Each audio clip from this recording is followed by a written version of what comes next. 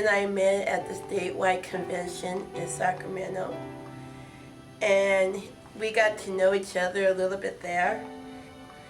Donald belonged to the Self-Advocacy Council 6, and I saw him there, and we started get to talking to each other, and we went on our first date together, and we went on more dates to get to know each other more.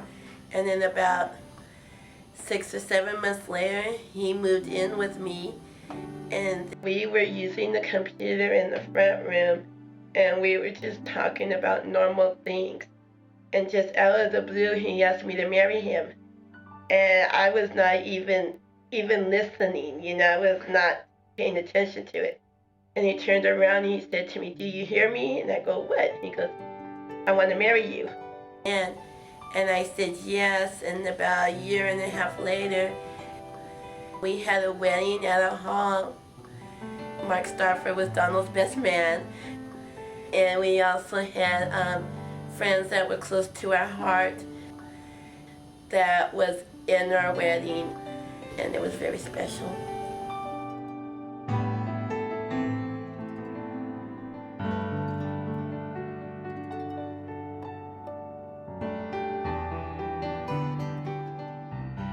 Donald started doing art at the state hospital to get his feelings out, and when he drew art, if he was sad or upset or mad, he expressed his feelings by doing art, and he wanted people to see his art and know that his art was important to him.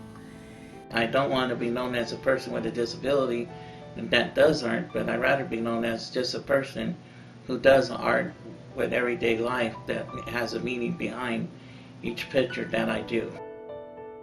Donald had a lot that happened to him in the past, and the faces that he drew on his art came from a lot of past experiences in his life, like being put in the state hospital, by people hurting him, just things that people did to him that did not make him feel good inside. Donald was passionate about his art, his music, advocating for others, speaking up for people's rights.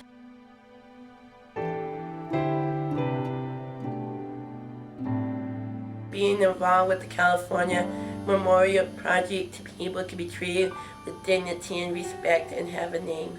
I helped started the California Memorial Project here in Stockton. I got it going. Each year we have a service at the Stockton Cemetery in Stockton. That's where the 2,238 people are buried at, and the 40 more remains people that are buried at. That's where also I want to be buried at when I die. Donald didn't know that he was really sick. He knew he had health issues, but until this came along, he had no idea he was this sick. I learned about the book My Life at the End with the Department of Developmental Services Consumer Advisory Committee, and I brought the book home and shared the video with Donald. He just felt like he needed a lawyer to sign it, and that was it. And if he couldn't get a lawyer to sign it, that he wouldn't do it. Donald wanted to be buried at the Stockton Cemetery. That was one of his wishes. And a while back, he started saving money to go towards that.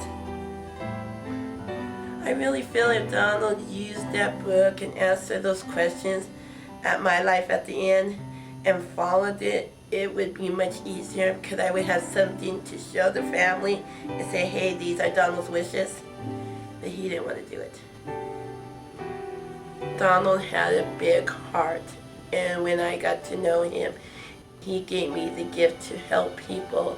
It gave me a heart that I can give the gift that he gave by helping people with disabilities and being an advocate. Donald was just a very gentle, caring person. He had a wonderful personality and he loved people. Donald's wish to actually have a mariachi band. That was something that he really, really wanted. The family said, "Oh no, we don't want that. We don't think that's appropriate." Fill out the book, My Life at the End. Have an advocate as someone that you can trust, because at the end of your life, you might not think it'll make a difference, but it will, because people will know what you want.